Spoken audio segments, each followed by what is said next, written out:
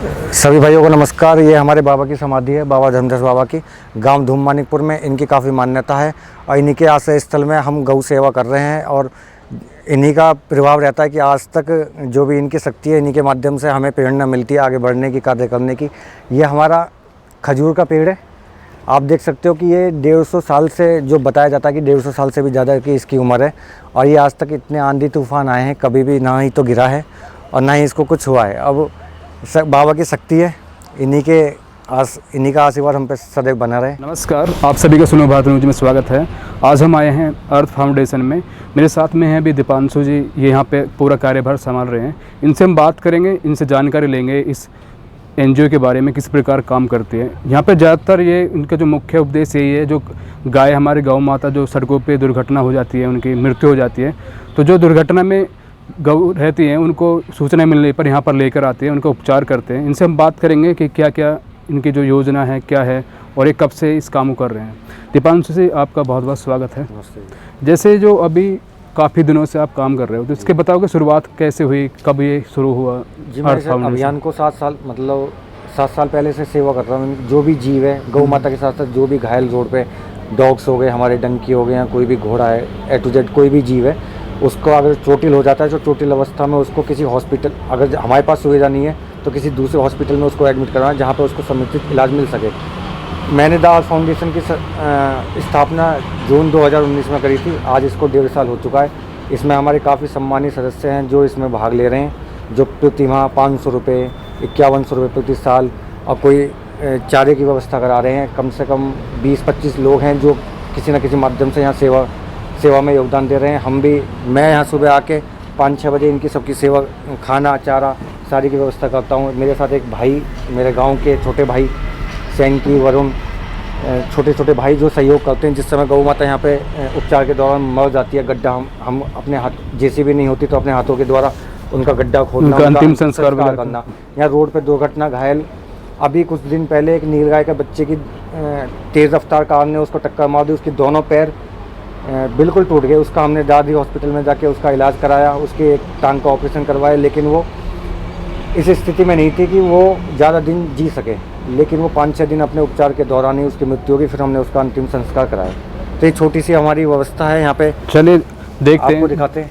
अभी जैसे नंदी जी हैं, इनका भी पैर जो है कटा हुआ है, इसके बारे में कुछ बताएंगे? इसका रोड पे एक्सीडेंट हो गया था, कोई मार के चला गया था इसको, और इसकी यहाँ से टांग टूट गई थी। जब हमें इसकी सूचना मिली तो हम इसको लेके आए। लेने के बाद हम डॉक्टर से हमने परामर्श करा। उसके बाद हम इसको हॉस्पिटल लेके गए दादरी में। वहाँ इसकी टांग को ऑपरेशन हुआ और जब उन्होंने इसकी टांग काट दी, उसके बाद दो महीने इसका ट्रीटमेंट चला है। 2 महीने ट्रीटमेंट चलने के बाद इसकी ये टांग अब ठीक हो चुकी है। ठीक है, बिल्कुल। हाँ, अब ये 3 टांगों से चल लेता है। अब इसको कहीं छोड़ेंगे नहीं, क्योंकि ये हमारे ऊपर ही आश्रित है। अभी जैसे बता देते हैं ना कि नकली पैर भी लग जाता है, उसका कुछ है यहाँ पे सिस्टम? वो काम करने वाले नहीं है, क्योंकि उसमें एक आदमी चाहिए निकालने के लिए, करने के लिए। मतलब भारी जीव होते हैं ना, ड्रेसिंग वगैरह उसमें करने। ड्रेसिंग में सारा खर्चा, फिर अगर कहीं वो बैठ गया तो पता लगी और इंजर्ड हो जाए, घाव हो जाता है। तो इसलिए। तो अभी लगभग कितने हैं अभी जो गौ हैं जो आपके पास हो रिकवरी हो रही है जिनकी? कितने? अभी लगभग हमारे पास 7 है टोटल। 7 हैं यहाँ पे टोटल 7 है। उसका भी जो आप दिखाएं आप। चलो, इसका नाम यारिन है। यारिन? यारिन, आपको नाम भी बता देते हैं। इसका नाम हमसी है। इसका भी रोड एक्सीडेंट हुआ था और ये इसकी टांग यहाँ से टूटी हुई है। जिसके हाँ, पहले तो हमें लगा कि ये चल नहीं पाएगी, है ना, बहुत दर्द होता था। इसका इलाज करा, पर ये अब स्वस्थ है पूरी, इसका पैर ठीक हो चुका है। इसका नाम हमसी है। हमसी। तो सभी गौवंशों को जो अलग अलग नाम दिए हुए हैं आप? हाँ जी, हाँ जी। ये हमें किसानों ने ब्लेड के तार लगा रखे हैं और उसके द्वारा ये जो गाय है, इसका पूरा चेहरा फट गया था, क्योंकि किसी ने दूध पीने के बाद तो इसको छोड़ दिया। और छोड़ने के बाद गौरी, तो ये चेहरे पे जो पैर वगैरह में सब्जी है जो कट लग रहे हैं? हाँ जी, इसके जो चेहरे पे कटे, इधर आ दो।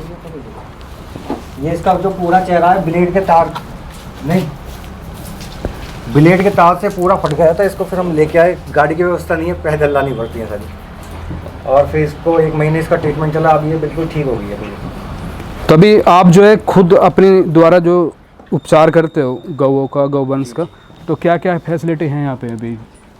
यहाँ पे हमारे गांव में एक डॉक्टर हैं चरण सिंह, जो दादरी हॉस्पिटल में बैठते हैं, उनकी हम मदद ले लेते हैं। घाव वगैरह जो साफ़ हैं वो तो हम खुद ही कर लेते हैं, जो इनफेक्ट वो पट्टी वगैरह सारी ड्रेसिंग करनी, क्योंकि करते करते इतना टाइम हो गया है, उनको भी टाइम कम रहता है। और जहाँ ज़्यादा हमें ज़रूरत पड़ती है उनके इंजेक्शन लगाना, तो हम उन्हीं से परामर्श लेते हैं और वही लगाते हैं यहाँ पे आकर। अब जैसे जो प्राधिकरण की तरफ से जैसे गौशाला भी हैं काफ़ी, नोएडा में भी हैं, ग्रेटर नोएडा में भी है और दादरी में भी आप बता रहे हो, तो वहाँ से कोई हेल्प मिलती है, कोई मदद मिलती है वहाँ से? वहाँ मिल जाती है जब हम पे ज़्यादा सीरियस, यहाँ जैसे जगह की व्यवस्था यहाँ कम है और जब ज़्यादा सीरियस केस होता है जो हमारे संभालने में नहीं आ पाता, तो उनको हम वहाँ एडमिट कर देते हैं। पर ज़्यादातर जो चोटिल गाय होती हैं, मेरा कहने का मतलब ये है कि आप कभी भी किसी गौशाला में जाएंगे, आप वहाँ देखेंगे कि कुछ गायें वहाँ लेटी हुई हैं, तो आप सब लोग एकदम होपलेस हो जाते हैं कि भाई आप तो गायों की सेवा कर ही नहीं रहे। पर आप जब उस गाय को खुद ही अपने माध्यम से उसकी सेवा करोगे तो आप देखोगे कि जो गाय चल रही है, अब ये 3 टांग के सारे जीव चल रहे हैं, तो इनकी पाचन क्रिया खाने के बाद बिल्कुल ठीक हो रही है। और अगर इन्होंने चलना बंद कर दिया तो उनकी जो पाचन क्रिया वो हो नहीं पाती, उनके पेट में गैस बनने लगती है और वो 10-15 दिन जीती हैं, फिर उसके बाद उनका अंत ही हो जाता है बस। तो कभी भी मैं सभी को ये इस चैनल के माध्यम से बताना चाहूँगा, भैया के माध्यम से, कि कभी भी किसी गौशाला में आप जाएं तो वहाँ उनकी व्यवस्था के बारे में आप विचार करें कि इनकी व्यवस्था किस प्रकार की चल रही है, किस चीज़ की कमी है।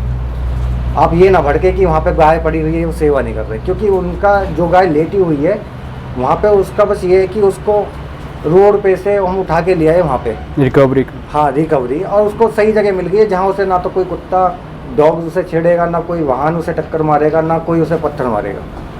दीपांशु भाई, जैसे पिल्ले घूम रहे हैं काफ़ी, इनके बारे में कुछ बताएंगे, कहाँ से आए हैं? दिखाता हूँ आपको।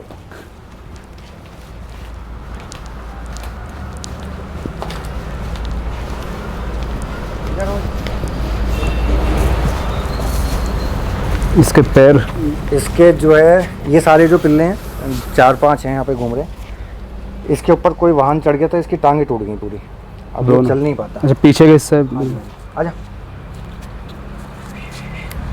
अब इनको ये अपनी माँ के साथ था, गांव वालों ने, मैं ही इनको दूध पिलाता था सारे इनको, और गांव वाले ने कहीं जंगल में इनको छोड़ आए, और जब इनको जंगल में छोड़ आया इनको मैं ढूंढ के लाया, फिर इनको यहाँ रखा है।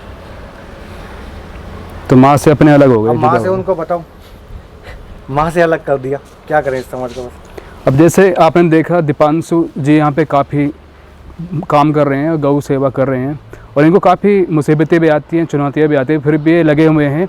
जैसे इन्होंने बताया कि ये खुद ही सब कुछ संभाल रहे हैं और साथ में एक इनके भाई हैं वो भी काम कर रहे हैं, काफ़ी लोग हैं जो, और काफ़ी लोग इनको समर्थन करते भी हैं, और काफ़ी लोगों की समर्थन की इन्हें ज़रूरत भी है, ताकि और भी संसाधन इनके पास आ सकें और भी गौ की ये मदद कर सकें।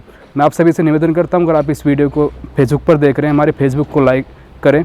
अगर आप इस वीडियो को यूट्यूब पर देख रहे हैं तो हमारे चैनल को सब्सक्राइब करें और दीपांशु जी की मदद करें, ताकि आगे भी इस प्रकार गौ सेवा कर सकें। धन्यवाद।